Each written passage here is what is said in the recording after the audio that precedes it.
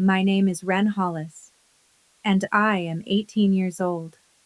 3 months ago, I stood behind the velvet curtain of my high school auditorium, adjusting the heavy gold valedictorian medal resting against my collarbone. My fingers traced the edge of it, cold and solid, a symbol of everything I had worked for over the past 12 years. I leaned forward slightly, peering through a narrow gap in the curtain. The front row came into focus. Rows of proud parents, cameras raised, smiles wide. Some people were already tearing up. And then there were 2 empty seats, reserved, marked with my family name, Hollis. Empty. My phone buzzed softly in the pocket of my gown.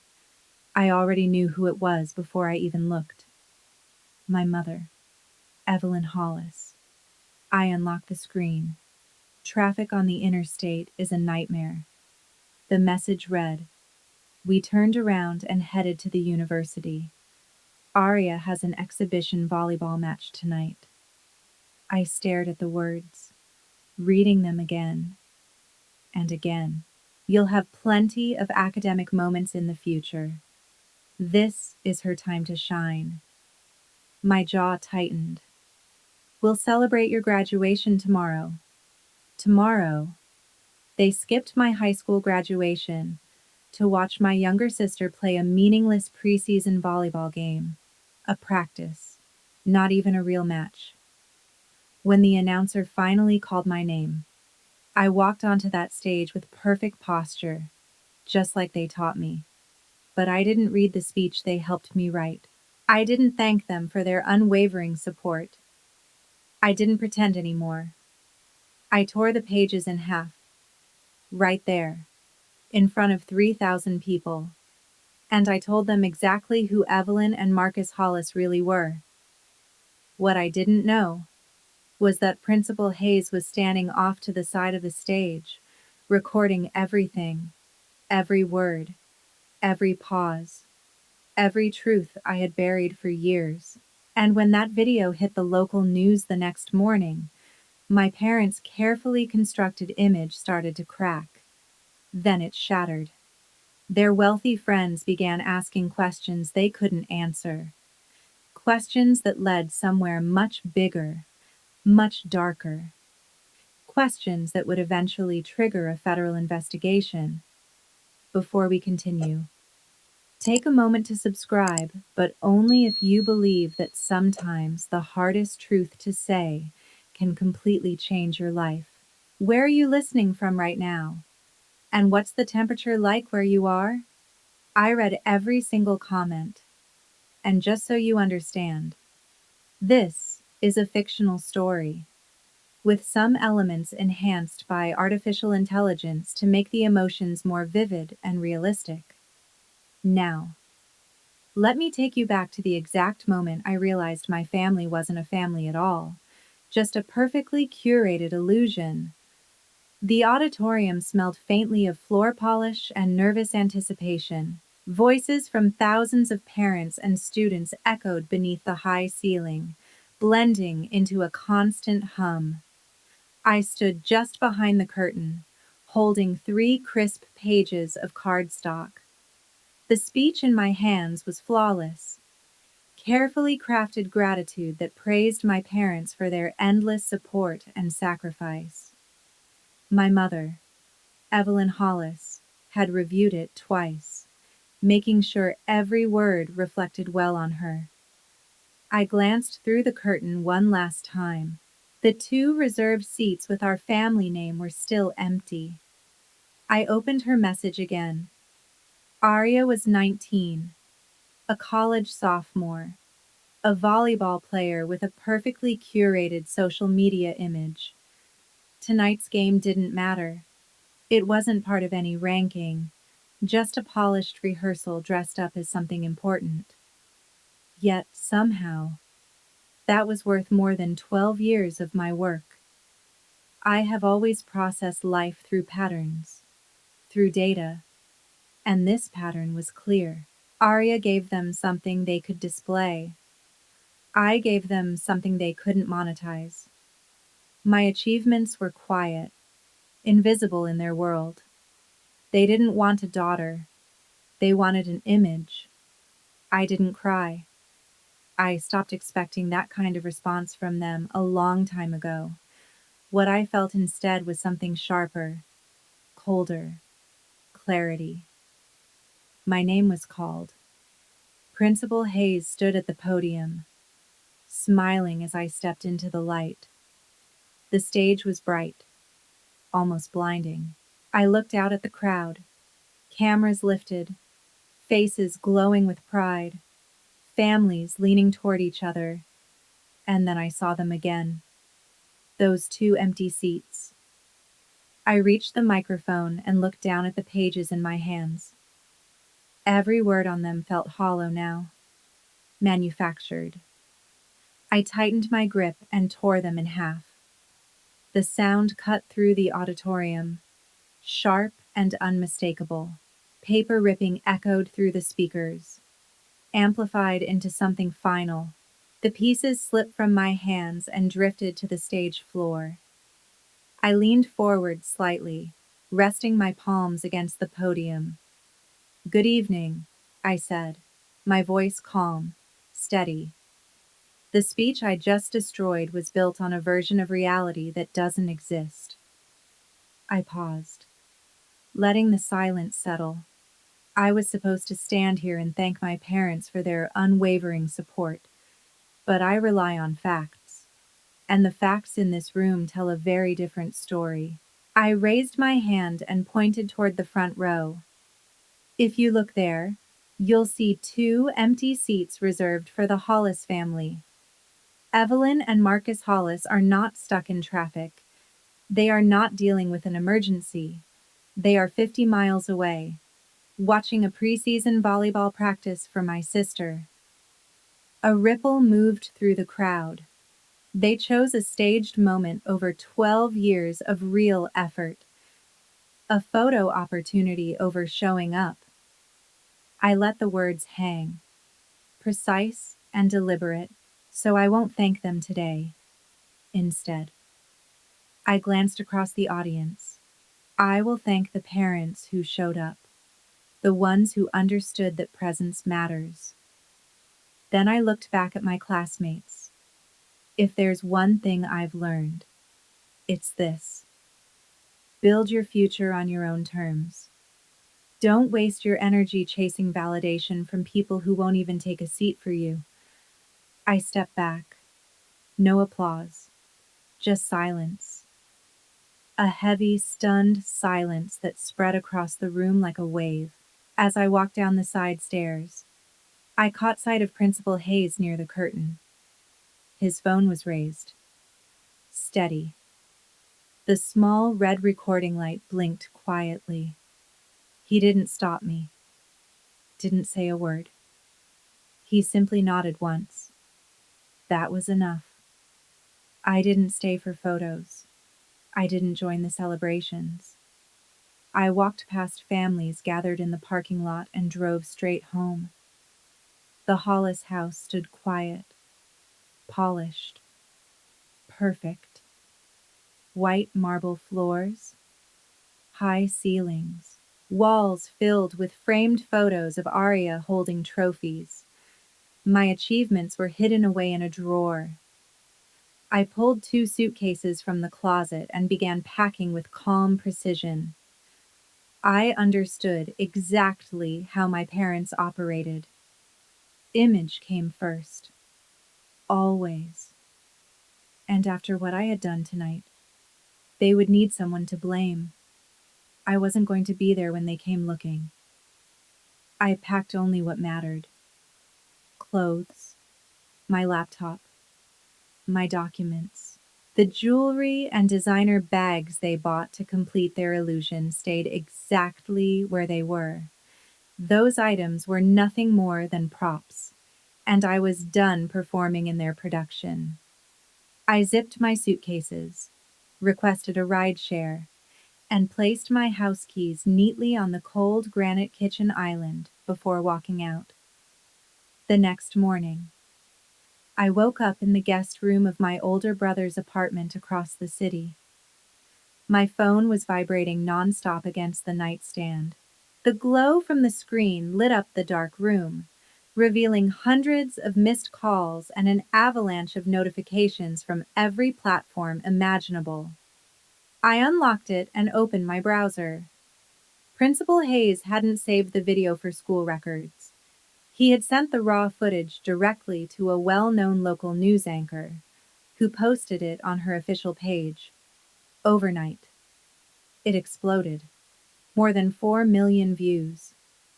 The algorithm carried my voice, my words, everywhere. The comment section turned into a public trial. People dissected my parents' behavior, dug into their profiles, and labeled them as the perfect example of performative suburban privilege. I stepped out into the kitchen, still holding my phone. My brother, Rowan, stood by the counter pouring coffee. He had cut ties with our parents years ago, building a quiet life as a software engineer. He left the moment he turned 18, after watching Arya receive a brand new sports car while he was handed a student loan form. He passed me a mug without saying a word. At the kitchen island sat his wife, Camille, brilliant, composed, and always 10 steps ahead. She worked as a senior crisis public relations strategist, managing reputational disasters for powerful corporations. Multiple screens glowed in front of her as her fingers moved rapidly across the keyboard. "You broke the internet, Ren," she said without looking up. "It's trending #1 nationwide. Every morning show is running your clip. Your delivery was surgical. No emotion, just facts." I took a sip of coffee. I just told the truth. Camille finally looked at me, a sharp smile forming. Truth is the most dangerous weapon in public hands. She tapped one of the screens. "Your parents are experiencing a complete brand collapse. Their entire social circle is built on the illusion of perfection. And right now, that illusion is burning." She paused. "They're going to strike back. Right on cue." My phone lit up again on the counter. Evelyn Hollis. Camille reached over, answered the call, and put it on speaker. She motioned for Rowan and me to stay quiet.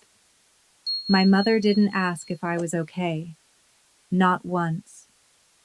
"Have you lost your mind, Ren?" she snapped, her voice sharp and frantic, echoing through the kitchen. "We are trending for all the wrong reasons. Beatrice Caldwell just canceled our weekend event, and the country club board contacted your father about our conduct. You humiliated us in front of the entire district. My phone hasn't stopped ringing. You made us look like monsters." I stared at the phone, calm. "I only pointed out 2 empty seats," I said evenly. "Your absence did the rest." A heavier voice cut in. "Marcus." He had taken the phone. "Listen carefully," he said, his tone cold and controlled. "You are coming home immediately. You will sit in front of a camera and issue a full retraction. You will say you were emotional, that you overreacted, and that we had a legitimate scheduling conflict. You will fix this. I'm not apologizing for your decisions," I replied. There was a brief silence. Then his voice dropped, sharper this time.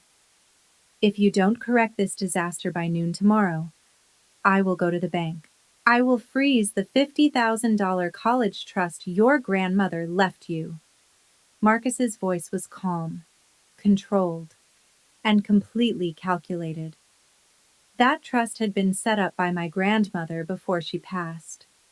She understood exactly who my father was long before I did. The money was meant for one thing only: my data analytics degree, my future. He was just the legal custodian until I turned 19. But he treated that role like a weapon. You depend on that money for tuition, housing, everything, he continued. If you don't come home and read the statement we prepare, you are cut off. Completely. The line went dead. Silence filled the kitchen. Heavy. Pressurized. He thought fear would force me back into place. That money was supposed to be the leash. I glanced at Rowan. His grip tightened around his mug, his knuckles pale with restrained anger. Then I looked at Camille. She didn't react emotionally. She analyzed. Her fingertip tapped lightly against the marble surface. Once. Twice. As her mind moved faster than the situation itself. Then something shifted in her expression. A sharp, focused intensity.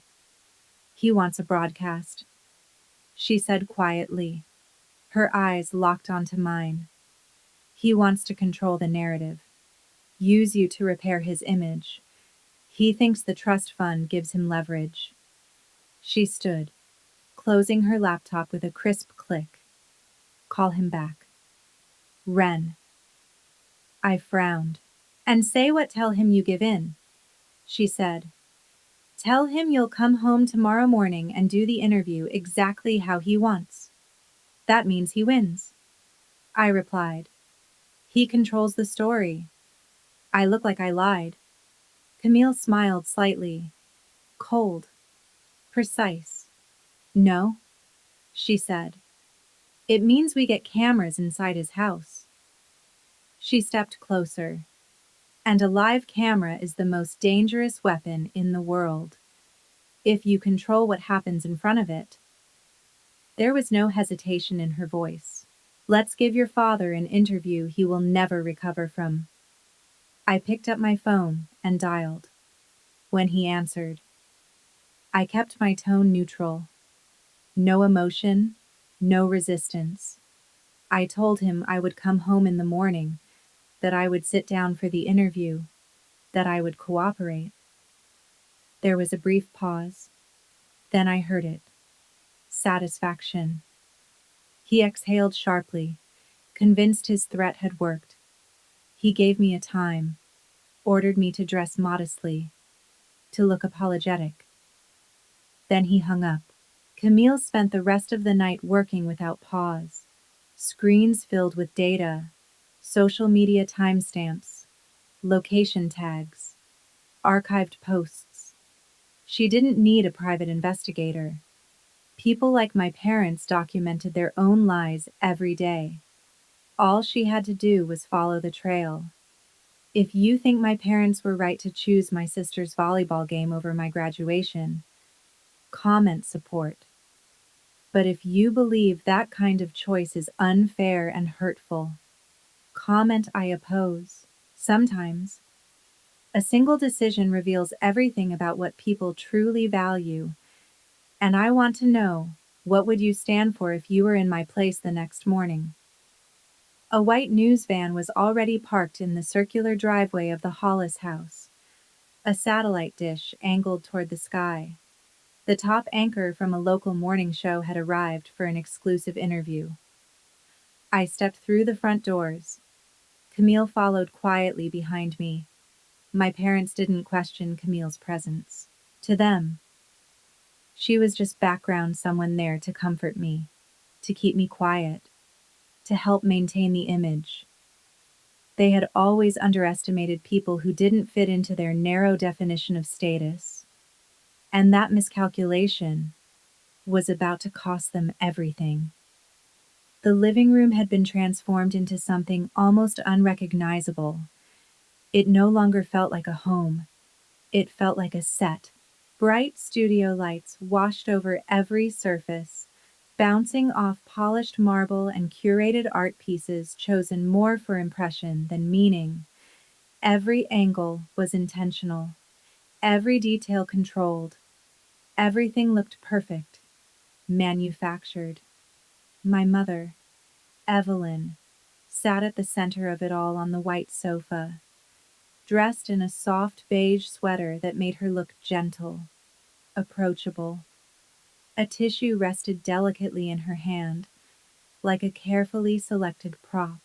Her posture was composed, her expression fragile but measured, convincing. Marcus stood nearby, arms relaxed but his presence firm, radiating authority. The kind of presence that had carried him through boardrooms and negotiations, the kind he believed could still control this.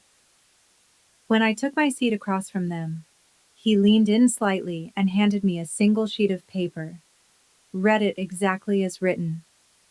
He whispered, his voice low enough to avoid the microphones. No improvising.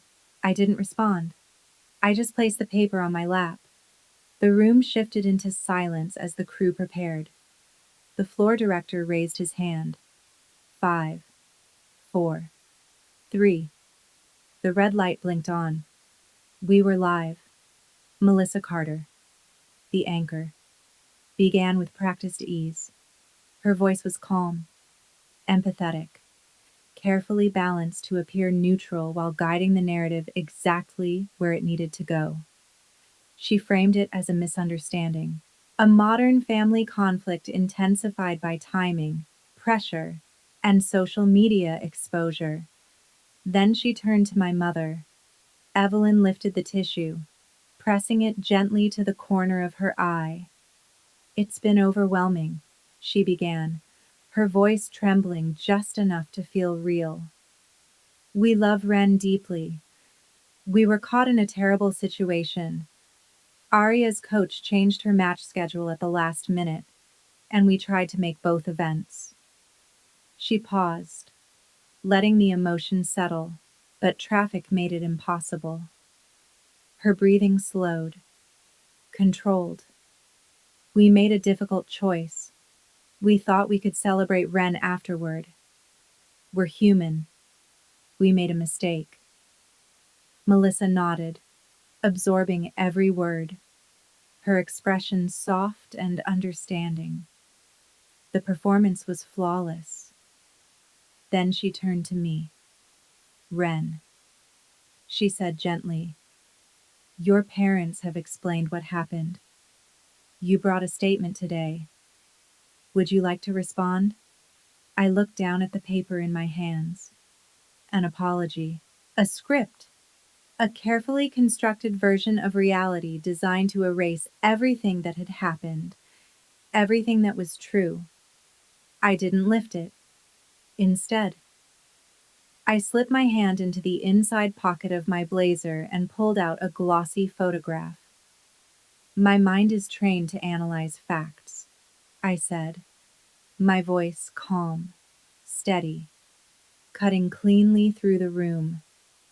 Yesterday, my mother claimed they were stuck in traffic. Today, she repeated that claim on live television. I raised the photograph, turning it toward the main camera. But facts don't lie. A slight pause, and neither do timestamps. The image filled the screen. Evelyn and Marcus stood in the center of a grand ballroom, crystal glasses in hand, surrounded by well-dressed guests. Behind them, mounted on the wall, a digital clock displayed the exact time, the exact moment I had been standing on stage, alone. They weren't at a volleyball game. I continued, my tone unwavering. There was no emergency, no sudden change. I let the silence stretch just enough. They chose to attend a private wine event at Oak Ridge Country Club. I lowered the photo slightly, my eyes never leaving the camera. They chose networking over their daughter. The shift in the room was immediate. Evelyn's face drained of color beneath her makeup, the carefully constructed emotion collapsing into something raw and exposed. Melissa leaned forward, her professional instincts taking over. "Mr. Hollis," she said, her tone sharper now. "Is this image authentic? Were you at a private event instead of your daughter's graduation?" Marcus didn't answer, for a fraction of a second. He stood completely still. And in that moment, the illusion broke. Not slowly. Instantly. "Cut the feed," he snapped, his voice sharp, losing all composure. "Turn those cameras off. This interview is over." He stepped forward, raising his hand toward the lens, trying to block it, to control it, to stop something that was already beyond him. "Get out of my house," he shouted. The screen cut abruptly to technical difficulties, but it didn't matter. Hundreds of thousands of people had already seen everything. The truth had already been broadcast. And for the first time, there was no way to take it back. The news crew packed up quickly, sensing the tension before it could explode further. Within seconds, the doors slammed shut, leaving behind a suffocating silence inside the living room. Marcus turned slowly. His face was flushed dark red, his breathing uneven and sharp. Evelyn sat frozen on the sofa, staring down at her hands. Camille stood near the archway, calm, almost satisfied. "You think you're clever." "Ren," Marcus hissed, stepping toward me, inviting cameras into my house just to destroy my reputation. His voice dropped. Colder. "You just destroyed your own future." He turned and strode down the hallway toward his office. "I'm freezing your trust fund right now," he shouted. "You won't see a single dollar." I followed him without hesitation. Camille walked behind me, her eyes scanning everything. We entered his office. Dark wood. Perfect order. Control. Marcus was already behind his desk, typing aggressively. He bypassed the usual systems and logged directly into the financial platform holding my trust. "You want to act smart," he snapped. "Let's see how you manage when your tuition fails next week." He clicked rapidly. "I'm transferring every dollar." "You're done." I stepped closer to the desk. I didn't argue, I didn't react. I watched. The screen loaded. The account appeared. Balance. 0. Marcus froze. His hand hovered over the mouse. Unmoving. He stared at the screen as if it had betrayed him. I leaned forward, scanning the transaction history. 5 withdrawals, 10,000 each, executed in sequence. I checked the timestamps. 6 months ago. The money had already been taken long before tonight. The room fell silent. Even the faint hum of the air system sounded loud. Marcus slowly pulled his hand back. He didn't look at me. I studied the data, every detail locking into place. "Where is my grandmother's money?" I asked. My voice wasn't calm anymore. It was precise. Sharp. He snapped the laptop shut. "There was a mistake," he said quickly. "A banking error. I'll call them tomorrow." I shook my head slightly. "You don't withdraw funds in structured increments unless you're avoiding detection," I said. "That's not an error. That's concealment." Camille stepped into the room, arms crossed. "Men like you don't touch protected trust funds unless something else is collapsing," she said quietly. Marcus gripped the edge of the desk. "Get out," he said, but there was no authority left in his voice. "Both of you, leave my house." I already had what I needed. The numbers, the pattern, the truth. I turned and walked out without another word. Camille followed. Whatever this was, it was bigger than a family argument now, and this time, I wasn't going to stop at the surface. Camille drove without saying a word, her hands steady on the wheel as rain slid down the windshield in uneven streaks. The city lights blurred into soft lines of color, fading in and out as we moved through traffic. I sat in the passenger seat, watching it all pass by. But my focus wasn't outside. It was already ahead. We didn't talk about the interview. We didn't mention the moment everything collapsed on live television. We didn't need to.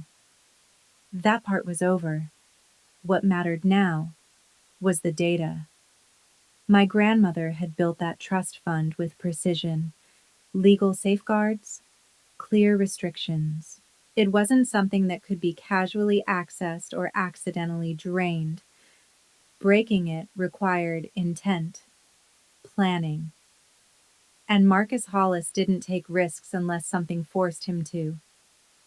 When we walked into the apartment, Rowan was already pacing across the hardwood floor. The tension in his movements stopped the moment he saw me. He froze it. He asked immediately. I set my laptop down on the table. He didn't freeze it. I said. He emptied it. A pause. 6 months ago. Rowan's expression hardened instantly. His jaw tightened as he reached for his phone. We're taking him to court. He said. We can freeze whatever's left before he moves it again. I stepped closer and placed my hand over his, stopping him before he could dial. You can't chase money that's already gone, I said calmly. If he moved it, he didn't leave it exposed. He layered it. Rowan let out a frustrated breath, running a hand through his hair. A lawyer would take weeks to untangle that.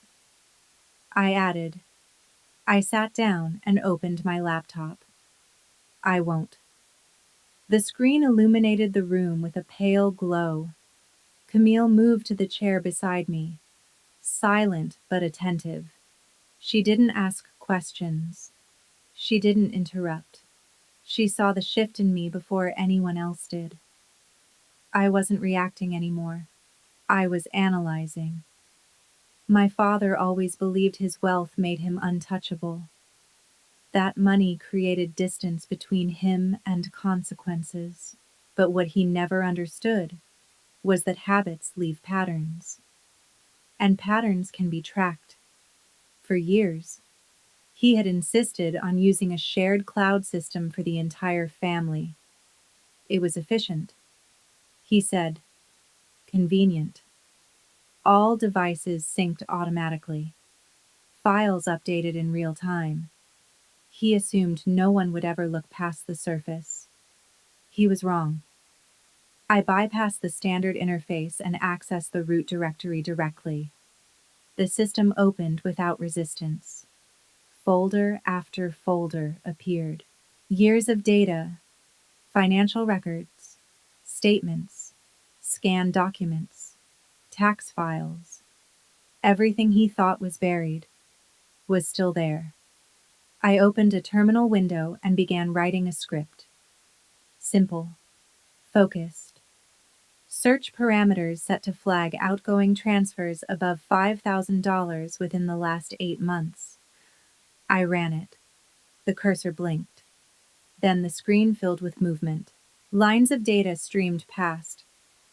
Too fast for the eye to follow, each one representing a transaction, a timestamp, a decision. Then it stopped. 5 entries remained. I leaned in slightly. 10,000 each. Consecutive Tuesdays, Camille said quietly, reading over my shoulder. Her voice carried a subtle edge now. I highlighted the destination account. It wasn't a bank, not a brokerage, not anything legitimate. It was a company. Elite Collegiate Pathways. Rowan stepped closer, frowning. What is that? I didn't answer immediately. I opened a new window and searched the corporate registry. A Delaware filing appeared. Shell Company. Minimal disclosure. Standard structure designed to obscure ownership. Nothing unusual. Until I looked closer. The registered address. That was the mistake. I copied it and cross-referenced the location. The map loaded, and then it clicked. The address pointed to a facility connected to Aria's university. I leaned back slowly, the pieces falling into place with quiet, unsettling precision. Images flashed through my mind. Her apartment, the car, the lifestyle she displayed online, the constant narrative of success, talent, achievement, the scholarship my parents proudly talked about at every opportunity. None of it added up before. Now it did. Every part of it. I didn't feel shock, just clarity. Cold, structured, undeniable. I opened the university's athletics website, navigated to the volleyball program, clicked on the roster. The page loaded. Names appeared in a clean grid. Photos, positions, statistics. I scanned through them carefully, line by line, until I found hers. And that's when the truth became impossible to ignore. Aria's face appeared on the team roster, smiling, polished, exactly as expected. I barely registered the image. Instead, I scrolled past it and went straight to the statistics. Numbers didn't care about appearances.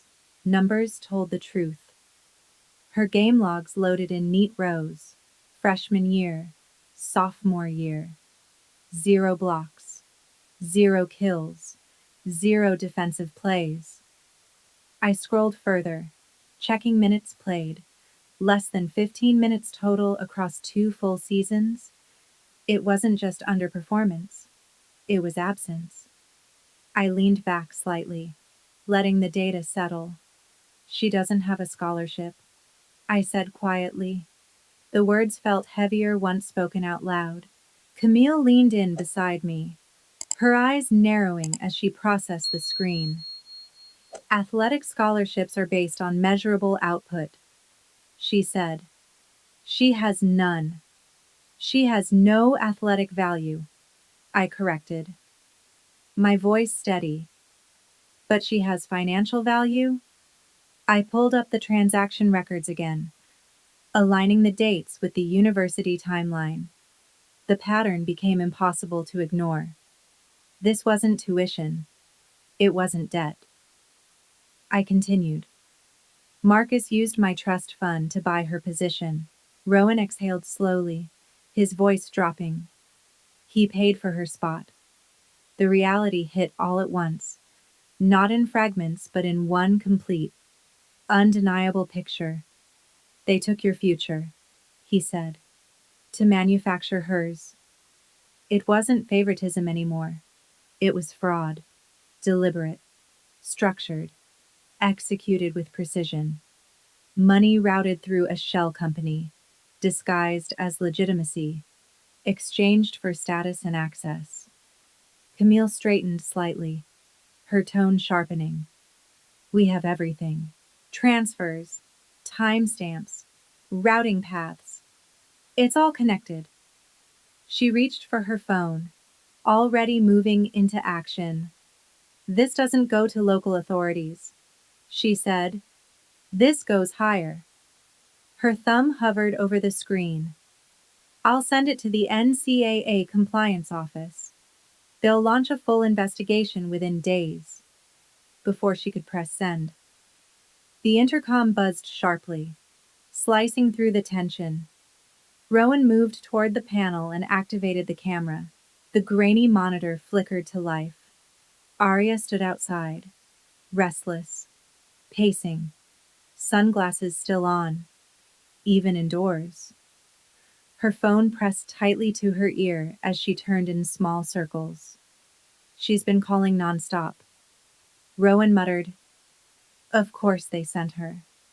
I stared at the screen. Then I looked back at the data on my laptop. Everything about her life suddenly aligned. The apartment, the car, the curated posts, the image she projected to thousands of followers. None of it was earned. All of it funded, built on money that was never hers. "Let her up," I said calmly. Rowan hesitated for a moment, then pressed the button. We heard the elevator begin its slow ascent, the mechanical hum echoing faintly through the apartment. For the first time, I felt nothing. No anxiety, no anticipation, just clarity. A sharp knock followed seconds later. Rowan opened the door. Arya walked in immediately, bringing with her the scent of expensive perfume and something else beneath it: panic.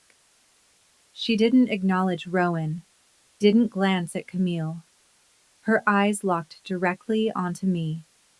The designer bag on her shoulder caught the light, gold hardware gleaming with deliberate luxury. It was new, expensive, carefully chosen to maintain the illusion she was still in control. "Take the video down." "Ren," she snapped without hesitation. "You're ruining my life." I let my gaze drop briefly to the bag, then lifted it back to her face. She kept moving, pacing now, her steps uneven, her voice rising with every sentence. "My sponsors are pulling out. My comment section is flooded. People are attacking us everywhere," she said. "You had your moment. You made your point. Now fix it." I didn't respond. I watched. Every shift in her posture, every crack in her tone, every attempt to hold on to something that was already slipping away. She stopped pacing and faced me again, breathing faster now. "You don't understand what you've done," she said. "This affects everything." I tilted my head slightly. "I understand exactly what I've done," I replied, and I did, because in that moment, standing in front of me, she wasn't a star athlete, she wasn't an influencer, she wasn't even confident anymore. She was someone standing on the edge of a truth she couldn't control. And in a few seconds, I was going to take away the only identity she had left. "I spent 2 years building my brand," Arya snapped, pacing in front of me. Her voice was sharp, brittle, like something already cracking beneath pressure. "3 sponsorships, contracts, real money. And you destroyed everything over a 2-minute meltdown because mom and dad missed one ceremony." I stayed seated. I didn't interrupt her, didn't react. I just watched. Perfect hair, styled like she had just stepped out of a photo shoot. Perfect nails, glossy and untouched. A brand new designer bag hung from her shoulder, the gold hardware catching the light every time she moved. She looked flawless, manufactured. "Delete the video," she demanded, stopping directly in front of me and pointing a manicured finger. "Then you're going to record an apology. You'll say you were jealous, that you lied, that you exaggerated everything." Her voice rose with urgency. "If you fix this now, my sponsors might come back." Rowan let out a short, bitter laugh from the kitchen. "You show up here after ignoring us for months," he said, shaking his head, "and ask her to destroy herself just to protect your fake image." "Stay out of it," Arya snapped, turning on him instantly. "You wouldn't understand. Neither of you would. You sit here with your code and your spreadsheets acting like that's the real world." Her eyes flicked back to me, full of frustration. Expectation. I didn't look at her face. I looked at the bag. I understand the real world perfectly, I said quietly. She froze. There was something in my tone that made her stop pacing. That bag, I continued, costs around $4,000. I lifted my eyes to hers. Your main sponsor paused your contract this morning, and Marcus froze his credit lines yesterday. A beat. Silence stretched just long enough to matter. So how did you pay for it? Her expression shifted for a fraction of a second. Then she smiled. Confident, rehearsed. I don't need them, she said. I'm a top athlete. The university supports its best players. I get a monthly stipend from a private foundation. Camille leaned forward slightly, her voice calm but precise. That kind of direct payment violates NCAA regulations. Arya ignored her completely, already pulling out her phone. Look, she said, stepping closer and shoving the screen toward me. 4,500. Deposited yesterday. I earned that. I didn't flinch. I read the sender. Elite collegiate pathways, for a moment. Everything aligned with perfect clarity. I gently pushed her hand away. Then I turned my laptop toward her. Read this. She frowned, leaning in slightly, her confidence starting to thin. 5 transfers. I said, 10,000 each. I tapped the screen, highlighting the dates. 6 months ago. Her eyes moved across the numbers. Slower now, more uncertain. Marcus drained my trust fund. I continued, my voice steady, almost clinical, and sent it to that company. Then I pointed back to her phone. And that same company just paid you. The silence that followed felt heavier than anything she had said. Her face changed. Not dramatically. Just enough. What does that mean? She asked. Her voice quieter now. Less certain. It means you don't have a scholarship. Rowan said flatly. It means your spot was bought. The words landed harder than anything else in the room. Camille stood, her posture shifting, her voice colder. And it's worse than that, she added. That money was routed through a fake foundation and sent back to you as a stipend. That's laundering. The bag slipped from Arya's shoulder. It hit the floor with a dull, heavy sound. She didn't pick it up. No, that's not true, she said, shaking her head, stepping back slightly. Dad said I earned it. The coach told me I was. They gave you a costume. I cut in. My voice didn't rise. It didn't need to. A role. I continued.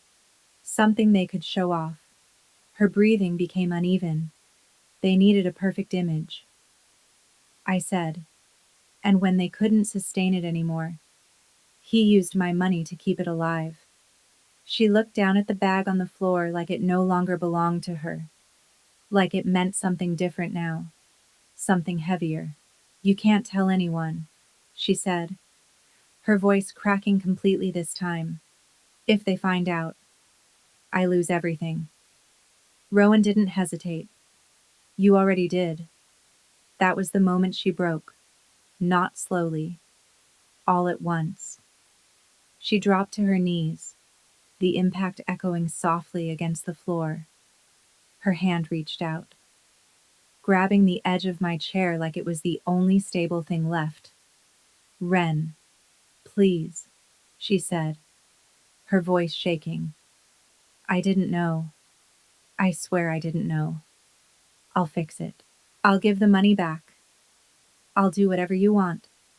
Tears blurred her mascara, breaking through the perfect image she had spent years maintaining. We're family, she whispered.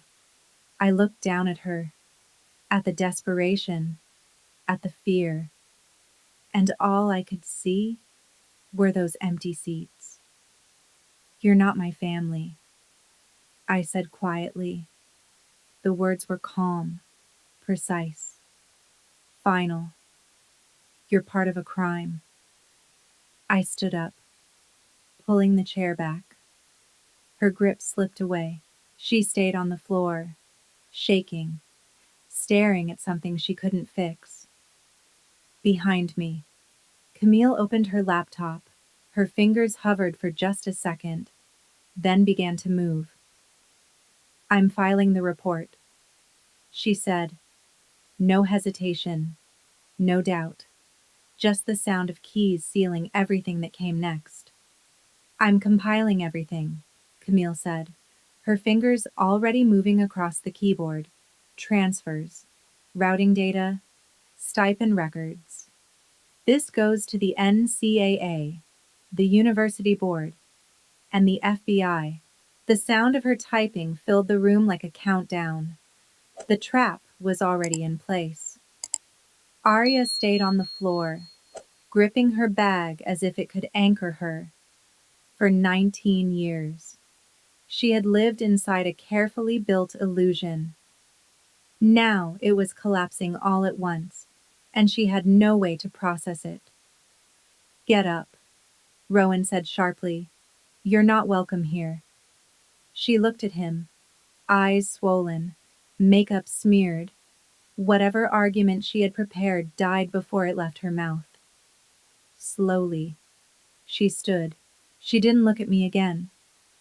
She walked out. The door closed behind her with a heavy click. The silence that followed wasn't tense anymore. It was focused. Camille kept working, scanning data. We have financial proof, she said. But that's not enough. Federal cases need intent. We need communication showing the deal. I pulled my laptop closer. He documented it. I said, people like him always do. I accessed the deeper archive, bypassing the standard folders. Email backups loaded. I ran a targeted search, filtering for key phrases within the exact time frame of the transfers. The system processed. Then one folder appeared. Philanthropic contributions. I opened it. 12 emails. Between Marcus and the university coach, Daniel Reeves. I read the first one out loud. The initial 10,000 has cleared. I expect full team access for Arya by Monday. The reply came immediately after. Confirmed. She's on the active roster. The stipend arrangement will begin next semester. The room went still. It was all there. Clear. Direct. Undeniable. Camille leaned closer, a faint smile forming. They wrote the entire scheme down. She said quietly, I exported everything. Emails, transactions, timestamps. I secured the files and transferred them to her system. She began assembling the report with precise efficiency. We're not sending this to local police, she said. That would disappear in paperwork. She paused, eyes focused. We're sending it where it forces action. Universities aren't institutions, Camille said calmly. They're corporations. Reputation and funding come first. If they have to choose between protecting a coach or protecting their brand, they'll cut the coach immediately. She didn't raise her voice. She didn't need to. We just have to force the decision. She built the report with surgical precision. No emotion, just facts. $50,000 pulled from a protected trust. Routing numbers, shell company structure, the email chain proving direct involvement from the coach. Every detail was clear, verifiable, damaging. She didn't send it from her own account. Instead, She routed everything through an encrypted offshore server, masking the source completely. The report was addressed to the university's compliance office, the Board of Regents, and a contact she trusted inside the FBI's white-collar division. Then she pressed send. The screen flickered briefly, and just like that, it was gone, released into the system. Now we wait, Camille said, closing her laptop. Institutions move slowly, but once panic starts, everything accelerates. The wait lasted 3 days. I used that time differently. I accepted a full academic scholarship at a top university on the East Coast. My data analytics portfolio had already secured it. I arranged housing, finalized enrollment, and cut every financial tie connecting me to my family for the first time. I wasn't dependent on them. I was free. On Thursday afternoon, everything shifted. I was sitting in Rowan's living room, focused on a coding model, when Camille's phone lit up with rapid notifications. She picked it up, her expression sharpening with interest. "They didn't bury it," she said, almost impressed. She turned the screen toward us and played a live broadcast. A press conference. The university's athletic director stood behind a podium, his face tense under the lights. Cameras flashed as he read from a prepared statement. "The head coach of the women's volleyball program has been placed on immediate administrative leave," he announced, voice tight, pending a joint internal and federal investigation into serious recruiting violations. The room went quiet. The system had responded exactly the way Camille predicted. Fast, decisive, and irreversible. The athletic director didn't say Aria's name. He didn't need to. He announced that several athletes connected to a fraudulent foundation had been suspended and permanently banned from campus. My phone buzzed on the table. A message from an old classmate. A link. I opened it. A sports gossip site. At the top was a blurred photo taken outside the University Athletic Center less than 30 minutes earlier. Aria was in the frame, walking out between two campus security officers. She carried a cardboard box filled with her belongings, her head lowered to avoid the cameras. The image said everything. The golden child had been removed. No uniform, no status, no illusion. Within an hour, her entire online presence disappeared. Her accounts were wiped, sponsorship pages gone, every trace of her perfect life erased in a panic. The influencer didn't fall slowly. She vanished, but she was never the real target. Marcus was. Everything had been built to protect his reputation, his standing, his carefully curated world. That world collapsed the next morning. Friday, 10 a.m. The intercom buzzed again. Rowan didn't even check the screen this time. He walked over and pressed the speaker. "Who is it?" My mother's voice came through, broken, desperate. "It's me. Please. Rowan. The police are here. They're taking his computers. He was fired this morning. We have nowhere to go." I stood up slowly. This was it. Marcus had built his career managing wealth, protecting assets, maintaining trust. The moment federal investigators contacted his firm and linked him to fraud and theft, the response was immediate. He was terminated. Licenses revoked. Access denied. No hesitation. Rowan pressed the intercom again, his voice flat. "You chose a volleyball game over your daughter. Now choose a public defender over your son?" He released the button. Silence. He didn't open the door. He didn't look back. He left them outside with the consequences they created. But it wasn't over yet. Not even close. 2 hours later, my laptop chimed. I had been monitoring what remained of Marcus's assets all morning.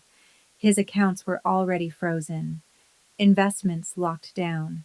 When people like him lose digital access, they look for anything tangible, anything they can liquidate.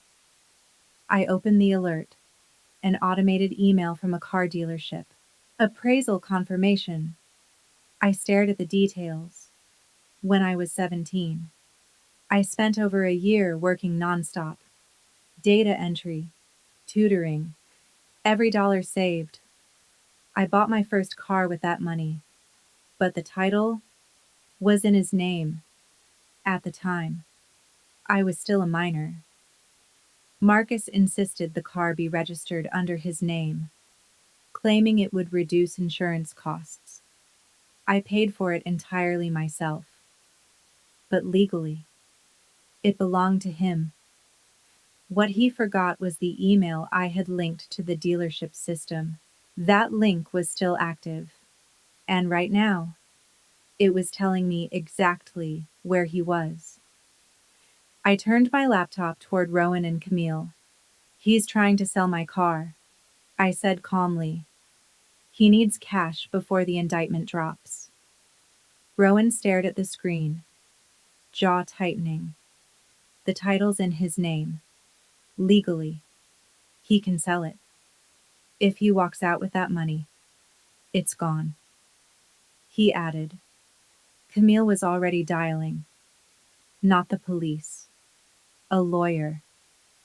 She spoke quickly, outlining the situation with sharp precision.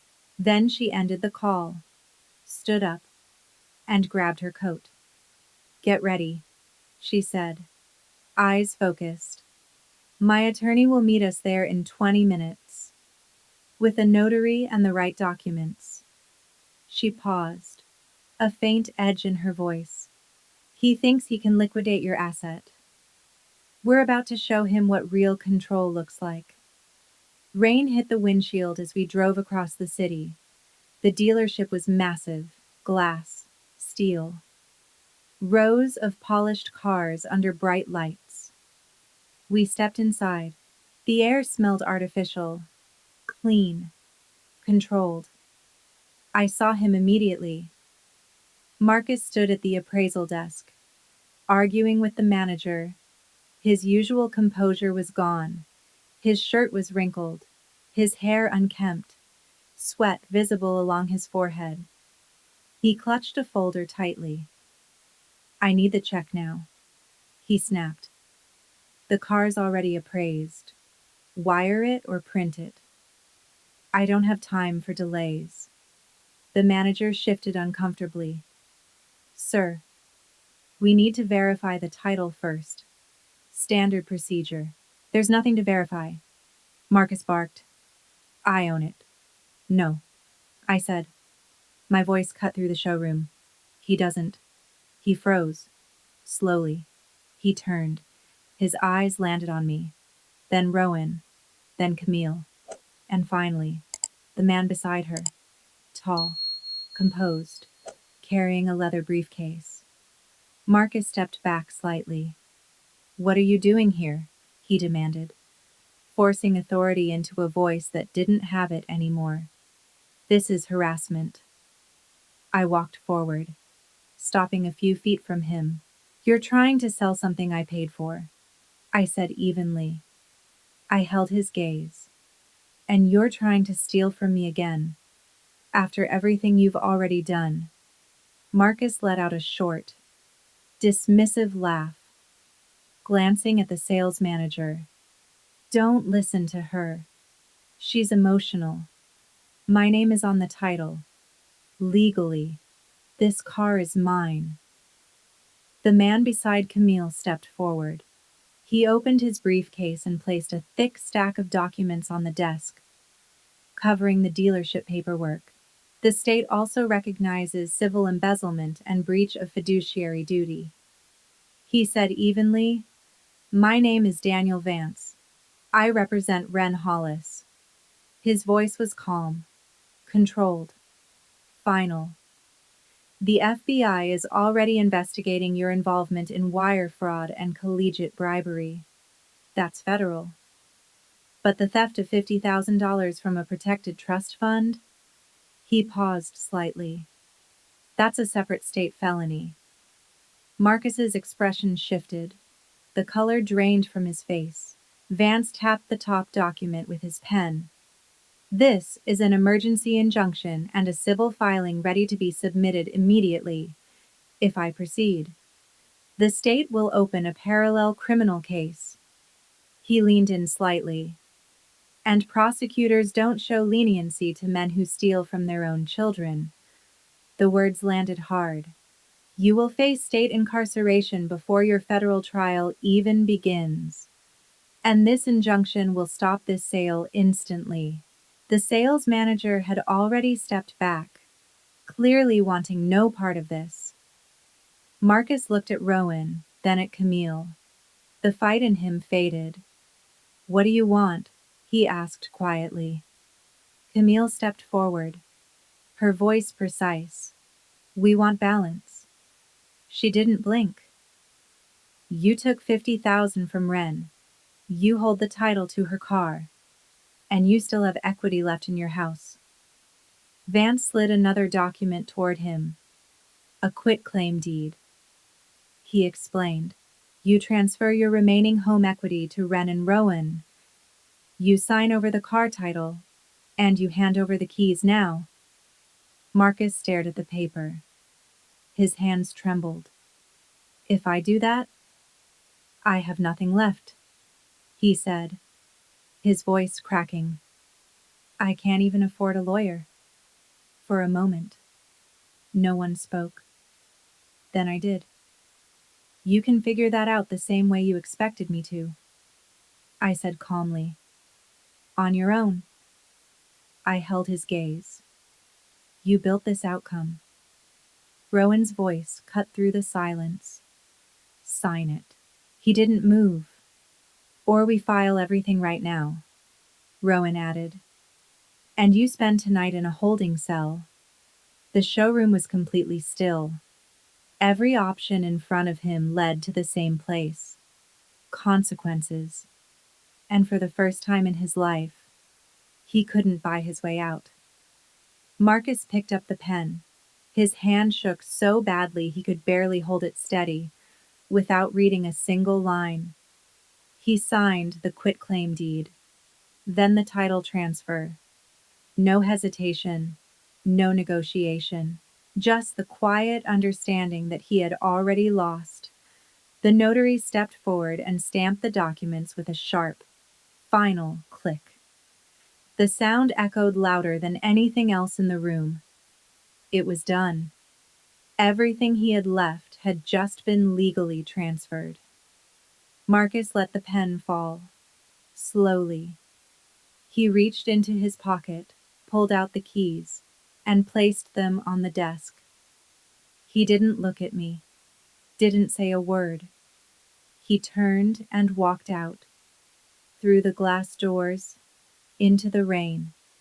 No car, no house, no control. Just a man walking straight into the consequences he created. I picked up the keys. They felt heavier than they should have. Real. Permanent. I glanced at Rowan and Camille. No one needed to say anything. It was over. We left the dealership. The documents secured in Vance's hands, and drove away. The rain blurred everything behind us. The past. The illusion. All of it fading into something distant. Inside the car. The air felt different. Clear. Like breathing for the first time. But freedom isn't just about breaking something down. It's about what you build after. And I knew exactly what I was going to build next. Because systems like his always collapse the same way. Cold. Precise. Without emotion. The system didn't care about status. It didn't care about country club memberships or imported furniture. 30 days after Marcus signed the deed. The bank moved forward. I didn't go back to watch. I followed everything through public records. Sitting in the quiet of Rowan's apartment, the timeline was precise. A county sheriff arrived on a Tuesday morning and posted the eviction notice on the front door. 2 hours. That was all they were given. With their accounts frozen and no cash left. There were no movers, no careful packing. Just cardboard boxes and whatever they could carry. Evelyn left behind everything that once defined her. The custom closet, the furniture, the image. The bank replaced the locks. Steel secured the gates. The house was sealed. Within days. It went to auction. The location attracted immediate interest. Developers competed. The price climbed. And that's where everything came full circle. After the mortgage was paid, the remaining equity legally belonged to the name on the deed. Mine. Marcus thought he was signing away pressure. He didn't understand the math. 2 weeks later, a wire transfer hit my account. I saw it while packing for college. $58,000. I stared at the number for a long moment. He took 50. I got it all back. Plus more. The balance was restored. I moved the money into a secure account under my name alone. No access, no interference. But that was only the beginning. The legal consequences came next. Federal prosecutors didn't negotiate. The case had drawn attention. Public outrage, pressure. They wanted an example. The trial moved quickly. Courtroom, cameras, headlines. Marcus stood before the judge in a cheap gray suit that didn't fit. His hair thinner, his posture smaller. The man who once controlled everything was gone. In his place was someone finally facing something he couldn't manipulate. The prosecutors laid everything out with precision. Wire transfers, routing numbers, the shell company, the emails. Every step of the scheme was documented. There was nothing to argue. The defense offered nothing, because there was nothing left to defend. The judge's gavel struck once, sharp and final. Marcus Hollis was sentenced to 36 months in federal prison for wire fraud and conspiracy. Restitution was added, ensuring he would leave prison already in debt. The handcuffs clicked in the courtroom. He was led away without a word. He didn't look back. Evelyn was left behind to deal with what remained. And what remained was nothing. The people she spent years trying to impress disappeared overnight. Calls unanswered. Doors closed. Access revoked. Reputation, once broken, spreads fast. She moved into a small apartment above a laundromat. To survive. She took a job at a discount grocery store. Long hours. Repetitive work. The life she once dismissed became her reality. Aria fell even harder. No degree, no skills, no brand left to protect. The companies that once sponsored her filed claims to recover their losses. Debt replaced everything she had. 3 months after I left, Rowan sent me a photo. He had stopped at a drive-thru. The employee handing him coffee was Aria, uniform stained, hair tied back under a cheap visor. No trace of the life she once displayed. When she recognized him, she looked down immediately. I deleted the photo. There was no satisfaction in it. No anger either. Just distance. Everything that had once defined that family was gone, and I was no longer connected to any of it. A year later, I sat on the lawn of my university on the East Coast. Autumn leaves moved quietly in the wind. My laptop rested on my knees, a complex data model open on the screen. My work was strong, my future was stable, and for the first time, everything I had was truly mine. My phone rang. I answered.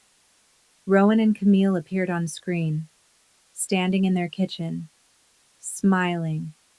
We booked flights for Thanksgiving. Camille said, "We're staying near campus. No cafeteria food for you this year." I smiled, closing my laptop.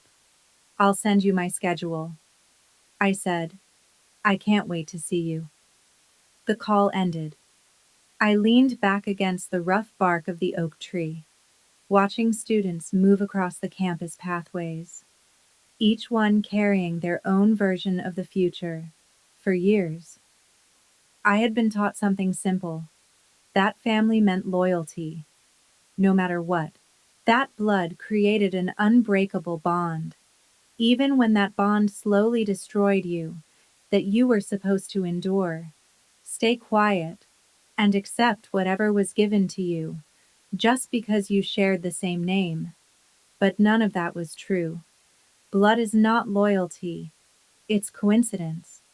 It doesn't give anyone the right to use you, silence you, or rewrite your value to fit their narrative. And when the people who are supposed to protect you treat you like an inconvenience, or worse, an asset to exploit, you are allowed to walk away. You don't owe them access to your life. You don't owe them forgiveness just because they ask for it. And you definitely don't owe them a role in a story that was never built for you to win. Walking away isn't cruelty, it's clarity, it's survival. I didn't lose a family. I let go of something that was never real. And in its place, I built something honest, something stable, something mine. A life defined by truth, not performance. Have you ever found yourself in a situation like mine, feeling unseen, unheard, or pushed aside by the very people who were supposed to stand beside you? If you have, I want you to know you're not alone. Your story matters more than you think. If you feel comfortable, share your experience in the comments. I'm here, truly listening, without judgment. Sometimes, speaking your truth is the first step toward healing.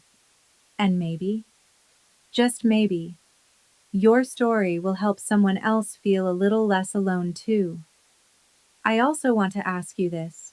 If you would make the same choice as I did, walking away from a toxic family, reclaiming your future, and building your life on truth instead of illusion, feel free to comment amazing. If you would choose a different path, write no. And if you're still thinking, still torn between your heart and your logic, you can write maybe. There are no perfect answers here, only honest ones. Sometimes the hardest decisions are the ones that shape who we become. And wherever you stand, your voice truly matters. Looking back on everything, I've learned something I wish someone had told me earlier. Not everyone who shares your blood deserves access to your life. Respect, love, and support are not automatic. They are earned, protected, and sometimes they must be rebuilt elsewhere. Walking away wasn't easy. It felt like losing everything at first. But in truth, it was the moment I finally chose myself, my future, and my peace.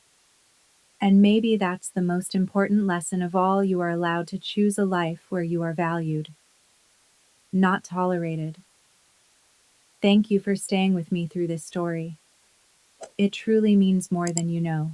And if this story made you feel something, or helped you see your own situation more clearly, then your support can do something powerful.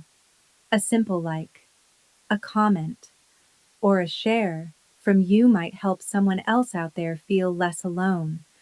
or give them the courage to make a difficult but necessary decision. One subscribe from you helps stories like this reach people who need them the most. So if you believe in that, I'd really appreciate your support, and I'll see you in the next story. Welcome to Family Confessions. Our stories go beyond entertainment, helping viewers recognize toxic behaviors, understand boundaries, and reflect on their relationships, while reinforcing self-worth and the strength to heal and move forward. Each video follows a structured workflow ensuring quality and value for our audience. Thank you for being here.